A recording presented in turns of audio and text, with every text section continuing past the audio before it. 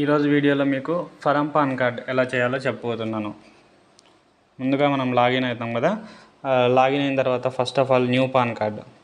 So correction చేయాలంటే కనుక ఫరం pan card correction నుంచి తీసుకోవాలి. సో మనం ఫస్ట్ న్యూ పాన్ కార్డ్ చేయాలి కాబట్టి new pan card, pan application, same మన ఇండివిజువల్ పాన్ కార్డ్ ఎలా అయితే చేస్తామో అట్లనే ఆప్షన్ చూజ్ చేసుకోవాల్సి ఉంటుంది. ఇన్స్ట్రక్షన్స్ ఓకే చేయండి, ఫిజికల్ మోడే ఉంచాలి. ఇక్కడ వచ్చేసి సెలెక్ట్ స్టేటస్ ఆఫ్ అప్లికెంట్. ఇక్కడ మనం డిఫాల్ట్గా మనం రెగ్యులర్గా ఏం చేస్తామంటే ఇండివిజువల్ పాన్ కార్డ్ అని సెలెక్ట్ చేస్తాము. సో ఇండివిజువల్ తప్ప రిమైనింగ్ అన్ని కంపెనీ రిలేటెడ్సే ఉంటాయి. ఫరం రిజిస్ట్రేషన్ అంటే సింగిల్ ప్రొపరేటర్ ఉన్న వాటిని ఫరం రిజిస్ట్రేషన్గా పెట్టుకోవచ్చు. ఇంకా పార్ట్నర్షిప్, సొసైటీ లేదా ట్రస్ట్, సో వాళ్ళ రిక్వైర్మెంట్స్ని బట్టి సెలెక్ట్ చేసుకోవాల్సి ఉంటుంది. సో నేను ఈ వీడియోలో మాత్రం ఫరం పాన్ కార్డ్ గురించి చెప్తున్నాను కాబట్టి నేను ఫరం సెలెక్ట్ చేసుకున్నాను. ఓకేనా. నెక్స్ట్ వచ్చేసి మీకు ఇది నార్మల్గానే ఉంటుంది. Pan card mode both physical pan card and ఈ పాన్ కార్డ్ పెడతాము. Submit. So reference number okay చేస్తాము.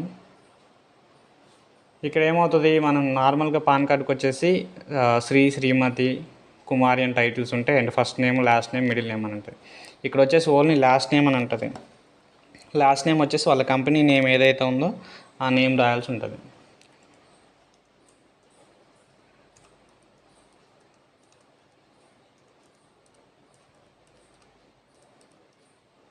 ఓకేనా. Name on card automatic display అవుతుంది.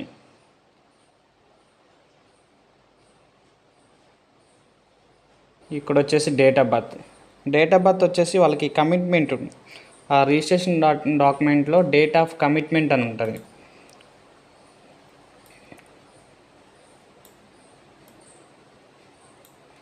రిజిస్ట్రేషన్ డాక్యుమెంట్లో డేట్ ఆఫ్ కమిట్మెంట్ అని ఉంటుంది. సో ఆ కమిట్మెంట్ డేట్ ఆఫ్ బర్త్ ఏదైతే ఉందో అది ఎంటర్ చేయాల్సి ఉంటుంది.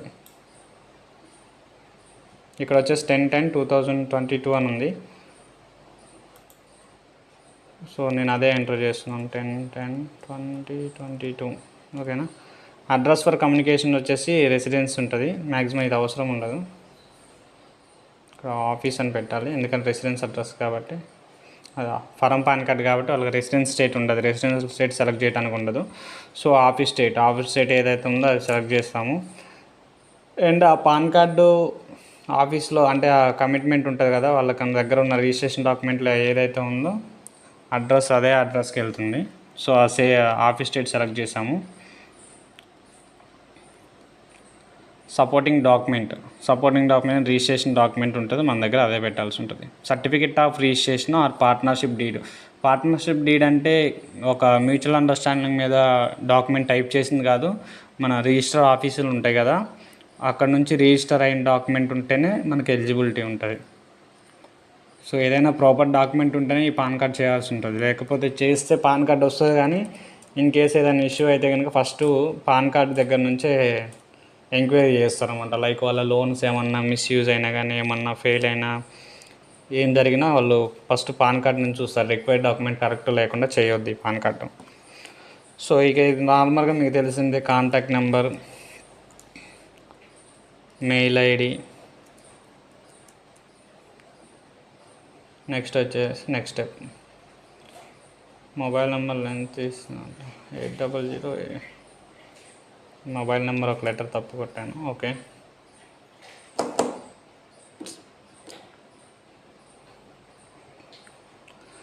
నెక్స్ట్ రెసిడెన్స్ అడ్రస్ అవసరం ఉండదు ఎందుకంటే మనం ఫస్ట్లో రెసిడెన్స్ అడ్రస్ సెలెక్ట్ చేయలేదు. సో అక్కడ మెన్షన్ చేసింది మన office address. So name of office అంటే ఆ కంపెనీ పేరు రాస్తాము.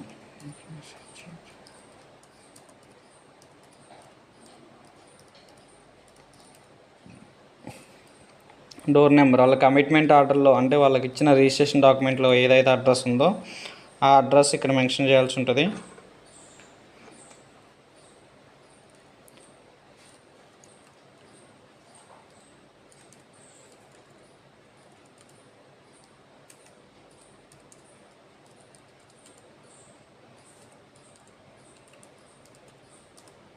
డిస్ట్రిక్ట్ సెలెక్ట్ చేస్తాము అండ్ దెన్ పిన్ కోడ్.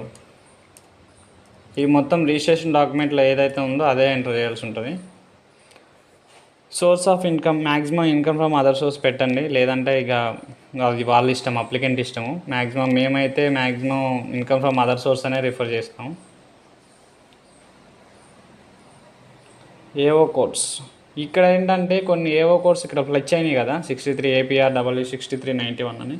కొన్ని ఏఓ కోడ్స్ ఏంటంటే ఫ్లెచ్ అవ్వవు, లైక్ సొసైటీ కానీ ప్రాపర్టీ ట్రస్ట్వి కానీ కొన్ని అయితే ఇక్కడ ఫ్లెచ్ అవ్వవు. సో వాళ్ళ డిస్ట్రిక్ట్ని బట్టి మనం గూగుల్లో సెర్చ్ చేసుకొని ఇక్కడ ఎంటర్ చేయాల్సి ఉంటుంది. రిజిస్ట్రేషన్ నెంబరు, ఇక్కడ రిజిస్ట్రేషన్ డాక్యుమెంట్ మీద డాక్యుమెంట్ నెంబర్ అని ఉంటుంది.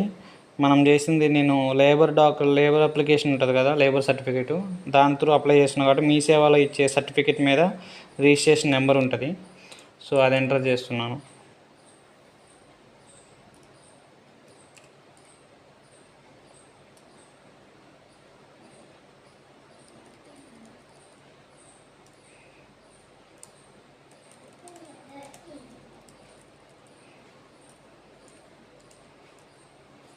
ఓకేనా, రిప్రజెంట్ స్టేట్ అవసరం లేదు.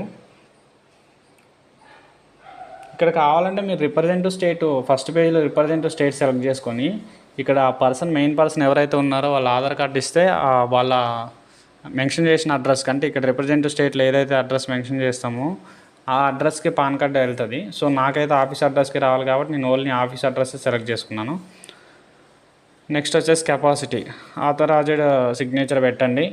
వెరిఫైర్ నేమ్ అంటే దీన్ని ఎవరైతే హోస్ట్ చేస్తున్నారో మెయిన్ పర్సన్ ఉంటారు కదా, ఆ మెయిన్ పర్సన్ పేరు రాయండి. వాళ్ళు ఎక్కడి నుంచి అయితే చేస్తున్నారో ఆ ఏరియా నేమ్ ఎంటర్ చేయండి, అంటే లైక్ మీ shop address. Next step,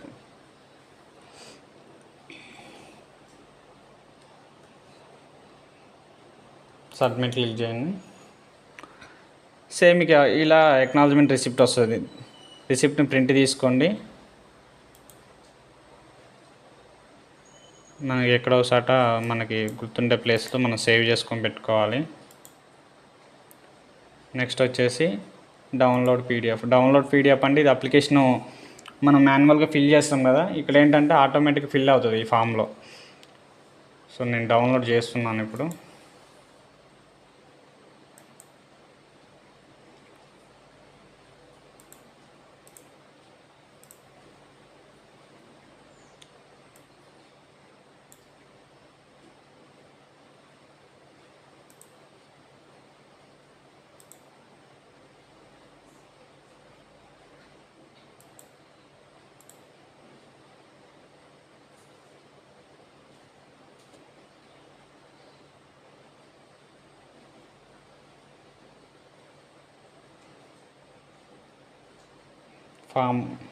form ఇక్కడ ఆటోమేటిక్గా ఫిల్ అయిపోయి ఉంటుంది.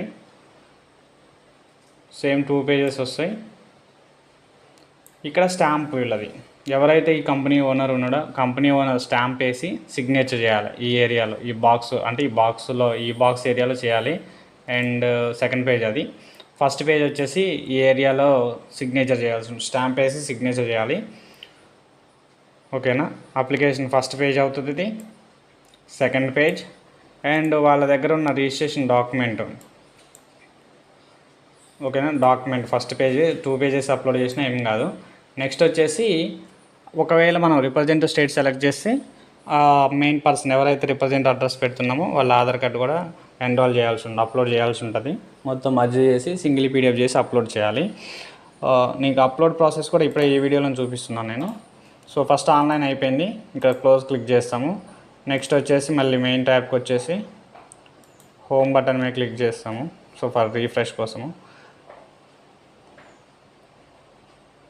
డాక్యుమెంట్ ఇందా నేను చెప్పాను కదా, దీనికి ఫోటో సిగ్నేచర్స్ ఏముండవు. ఆ అప్లికేషన్ ఫామ్ మీద స్టాంప్ అండ్ సిగ్నేచర్ చేపిస్తాము. అప్లోడ్ చేసే దగ్గర మాత్రం ఓన్లీ ఆ PDF application front back registration document main person Aadhaar card ఇవందరికీ అన్ని పేజెస్ కలిపి సింగిల్ పీడిఎఫ్ చేసి ఇక్కడ అప్లోడ్ చేయాల్సి ఉంటుంది ఫ్రెండ్స్. వెరీ ఈజీగా ఉంటుంది. మీకు ఏమైనా డౌట్స్ ఉంటే నాకు కామెంట్ చేయండి, నేను మీకు చెప్తాను. Thanks for watching friends.